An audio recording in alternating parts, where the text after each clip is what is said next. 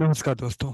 आज हम बात करेंगे किसकी? राजस्थान की जो नदियां बची हुई थी शेष, उन नदियों के ऊपर आज हम चर्चा का विषय बनाते हैं। कि हमने जब पिछली क्लास में हमने बात की थी, काफी सारी नदियों के ऊपर हमने बात की थी। तो जरा हम बात करते हैं आज शेष बची हुई नदियों को लेकर हम बात करेंगे। जैसे कि मैं आज बात करूंगा, एक नदी है जिसका नाम क्या है? कोठारी नदी। हाँ जी दोस्तों, कौन सी नदी? कोठारी नदी। देखो, कोठारी नदी की मैं बात करूँ तो इसका जो उद्गम होता है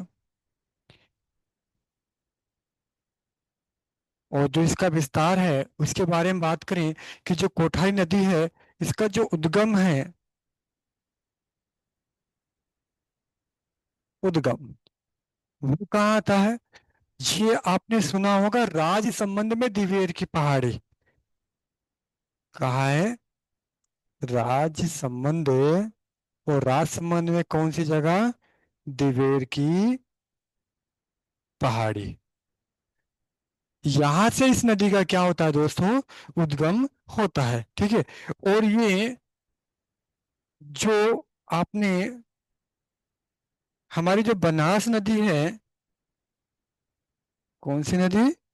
बनास नदी, उसमें जाके ये मिल जाती है।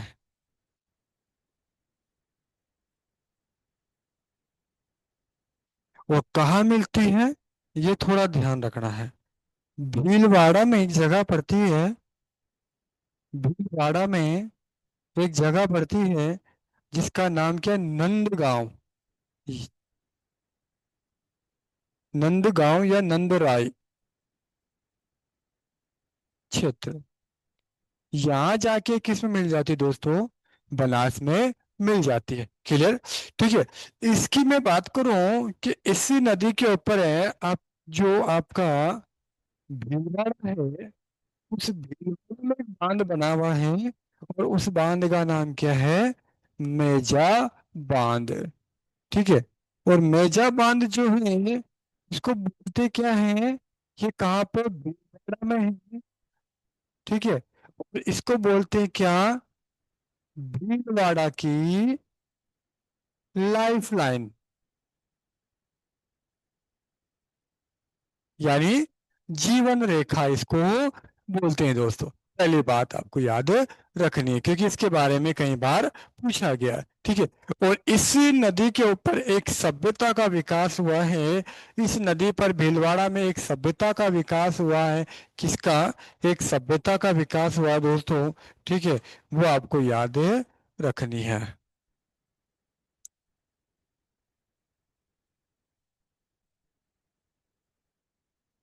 और वो सभ्यता जो है बहुत प्रसिद्ध है। कई बार सभ्यताएं और उनके, जो सभ्यता जिस नदी के ऊपर स्थित है उनके बारे में प्रश्न पूछ लेता है। ठीक है। और ये जो सभ्यता है, ये जो सभ्यता है, उसका नाम क्या है? बागुर सभ्यता। कौन सी सभ्यता? आपके जो है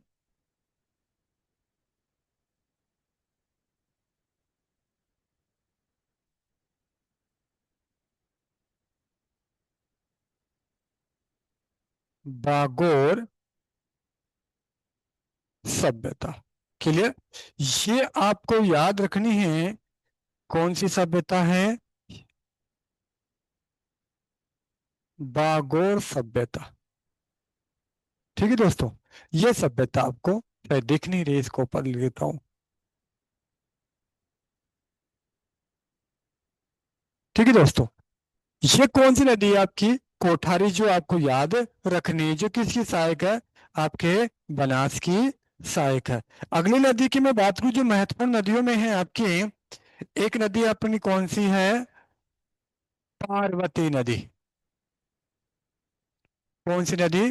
पार्वती नदी। देखो दोस्तों, पार्वती नदी के बारे में क्या कहते हैं, उसके ऊपर हम चर्चा कर लें। कि पार्वती नदी,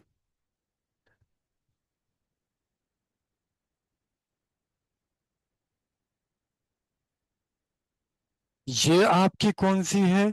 ये है पार्वती नदी। कौन सी नदी?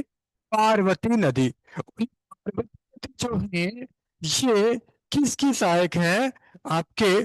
सुना होगा कौन सी नदी? चंबल नदी। और चंबल नदी में ये जहां जाके मिलती है, ठीक है, उसका नाम क्या है? पलिया नामक स्थान। कौन सा स्थान? पलिया।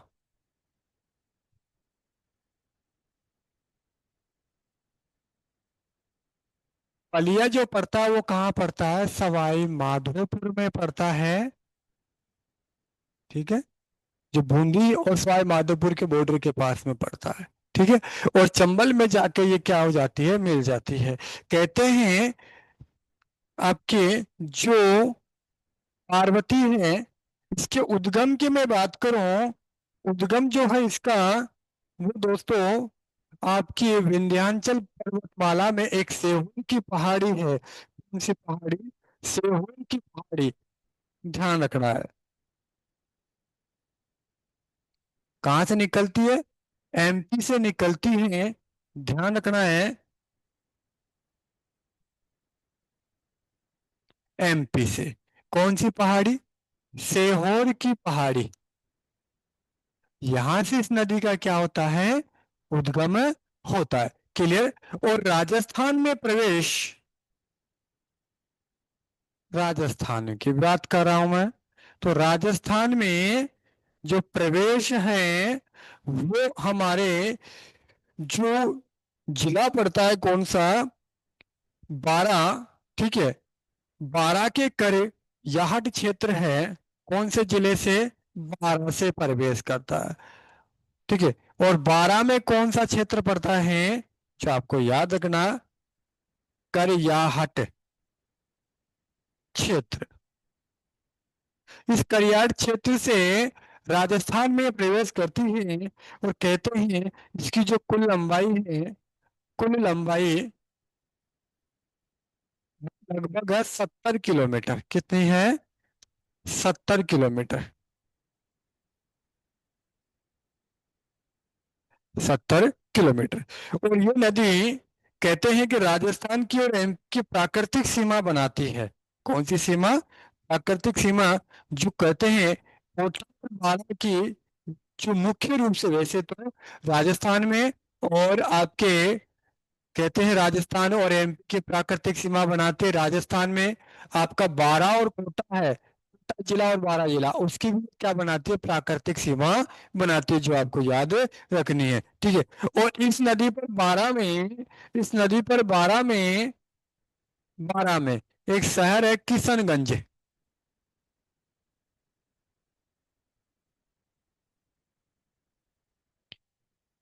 किशनगंज।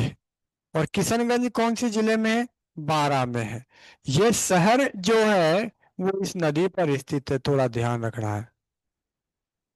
ठीक है दोस्तों, ये कौन सी है? पार्वती नदी की मैंने आपके सामने बात कर ली है। क्लियर? इसके बाद में हम आगे बात करें, इसके बाद में अगली जो नदी है उसकी चर्चा हम करें, तो देखते हैं आगे और जो छोटी छोटी नदियां हैं, ठीक है, उसके बारे में बात कर लेते हैं। एक आती है आपकी काली सिंध, जो कि एक प्रमुख नदियों में से एक है। कौन सी है आपकी? काली सिंध।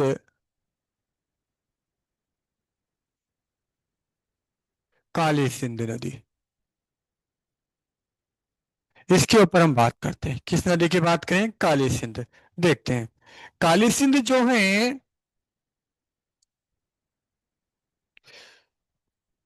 दोस्तों, ये हमारी क्या होती है? चंबल नदी का विस्तार है। और इस चंबल नदी में हमारी ये काली सिंध आके मिलती है। क्लियर? काली सिंध जाके मिलती है, उसकी हम बात कर रहे हैं।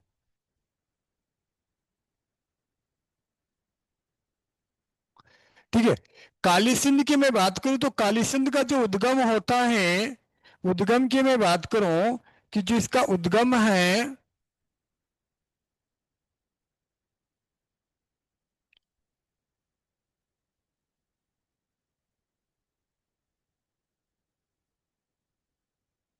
एमपी से होता है। कहाँ से होता है?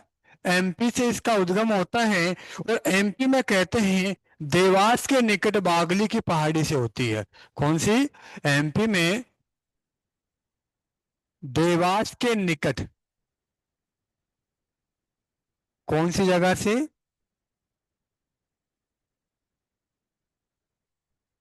बागली या वागली की पहाड़ी, यहां से ये क्या होती है, उद्गम होती है। और राजस्थान में प्रवेश की मैं बात करूं, राजस्थान में प्रवेश, राजस्थान में प्रवेश जो करती है वो कहाँ से करती है? झालावाड़ से करती है दोस्तों। कहाँ से करती है? झालावाड़ से। और झालावाड़ में एक जगह पड़ती है, उस जगह का नाम आपको याद रखना है, कई बार पूछ लेता है। ठीक है। और उसका नाम है रायपुर। रायपुर से, यानी यहाँ क्या पड़ता है? रायपुर पड़ता है। यहाँ से प्रवेश करती है। और ये चंबल में कहाँ जाके मिलती है आपकी, ये याद रखना, कोटा में। कोटा में एक जगह पड़ती है, और इस जगह का नाम आपको याद रखना है कि चंबल नदी में कोटा में कहाँ जाके मिलती है, तो ध्यान रखना, नोनेरा नामक स्थान। कौन सा? नोनेरा स्थान। और दोस्तों नोनेरा स्थान एक चीज के लिए और प्रसिद्ध है, आपको याद हो, आपने सुना हो कभी, कपिल मुनि की तपस्या भूमि है। क्या है ये? आपके कपिल मुनि की तपस्या भूमि या स्थल। कौन सा? नौनेरा नामक स्थान, जो कहाँ पड़ता है आपके, में पड़ता है, जो आपको याद रखना है। ठीक है। फिर इसके बाद में क्या करती है, इसके बारे में और हम बात करें कि और इसकी क्या विशेषता है। अब तो ये देखा, केवल हमने उद्गम देखा और जाके कहाँ मिलती है वो देखा है। इसकी मैं बात करूं कि और क्या विशेषता है इसकी। इस नदी के जो सहायक नदी है, एक नदी आती है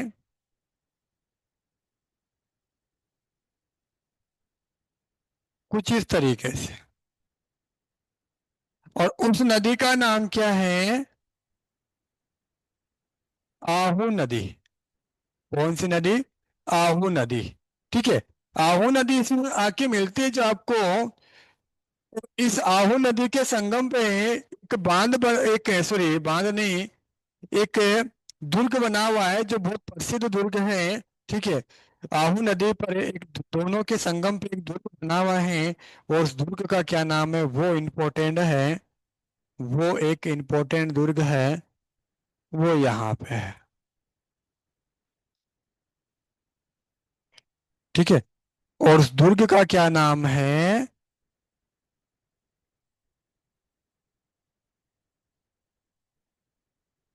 गागरोन दुर्ग।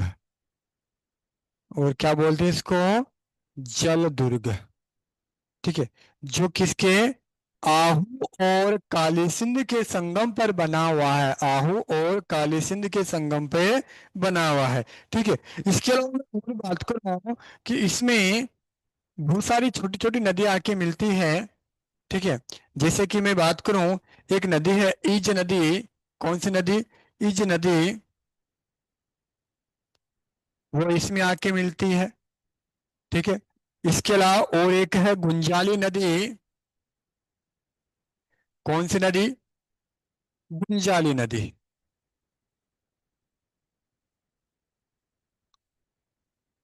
जिसका उद्गम एमपी से होता है। ठीक है। और राजस्थान में ये आके किस में मिल जाती है आपके? काली सिंध में मिल जाती है। इसके अलावा और नदियां हैं बिल्कुल, और इसकी सहायक है।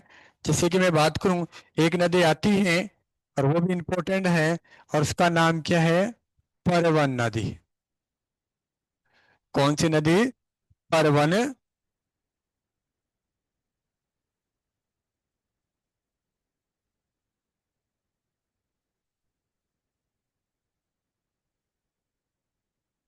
परवन नदी। ठीक है। इन दोनों की मैं बात कर लूंगा यहीं पे कि ये राजस्थान में किस तरीके से प्रवेश करती है, क्या इनकी भूमिका है, उनकी बात कर लूंगा मैं, ठीक है।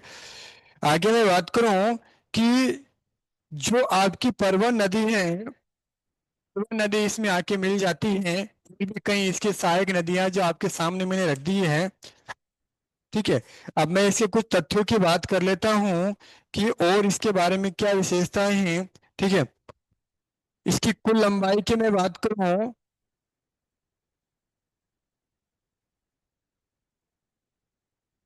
कुल लंबाई, इस नदी की कुल लंबाई 351 किलोमीटर के करीब है। कितनी है? 351 किलोमीटर के करीब, ठीक है। और इस नदी पर प्रमुख दुर्ग है, जो मैंने आपको लिखा दिया है, प्रमुख दुर्ग है, वो कौन सा है? गागरोन दुर्ग है, और जिसको जलदुर्ग भी कहते हैं, ठीक है। प्रमुख शहर की बात करूं मैं, तो इसके ऊपर गागरोन शहर स्थित है। कौन सा शहर? गागरोन शहर स्थित है। इसके अलावा और भी इसके बारे में जितना मैं बात करूं उतना कम है, थोड़ा सा याद रखना है बस। ये इंपॉर्टेंट बात है कि किस नदी पर, एक तो दुर्ग याद रखना है, और एक आपके जो मेन बात है, इसके विशेषता जो मैंने आपके सामने रख दी है, ठीक है। और भी कई बातें हैं, लेकिन मैं आपको पता है इस जगह पे आपको इतना डिटेल में नहीं बता सकता, लेकिन फिर भी मैं कोशिश कर रहा हूँ कि आपको अच्छा दूं, ताकि आपके एग्जाम बेस, आपका एग्जाम एक तरीके से क्लियर हो जाए, ठीक है। आगे मैं अगली नदी की बात करूं, तो जो परवन है, परवन की भी मैं कर लेता हूँ। परवन नदी का जो उद्गम होता है, वो एमपी से ही होता है। कहाँ से होता है? एमपी से ही होता है।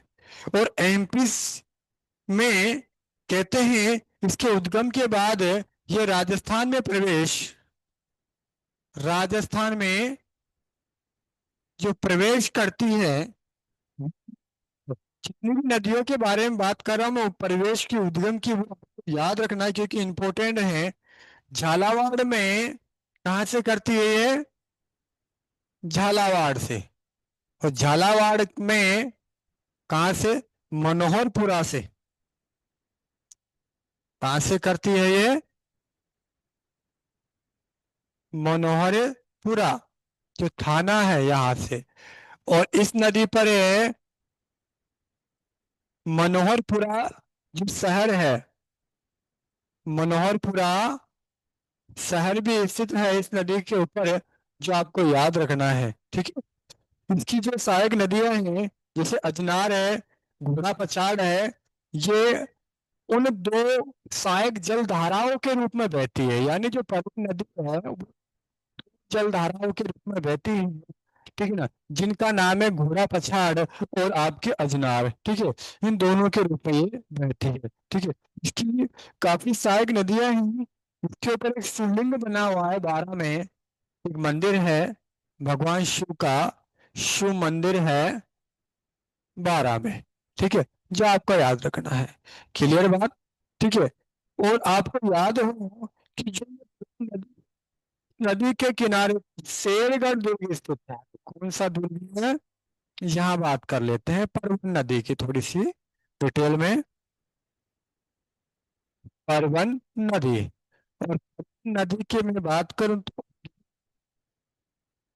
जो कहाँ से होता है? एमपी से। राजस्थान में प्रवेश जो कहाँ से होता है? झालावाड़ से। झालावाड़ में कहाँ से? मनोहरपुरा से।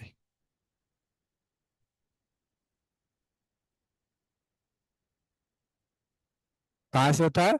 मनोहरपुरा से। इसके बारे में बात करूं, इस नदी, ये सहायक किसकी है? ये किसकी सहायक है? काली सिंध की सहायक है। किसकी सहायक है? काली सिंध की सहायक। किसकी सहायक है? काली सिंध की जो सहायक है, को याद रखना है। इसके बारे में मैं आगे बात करूं कि इस नदी के किनारे बारह में, बारह में एक दुर्ग है, शेरगढ़ दुर्ग।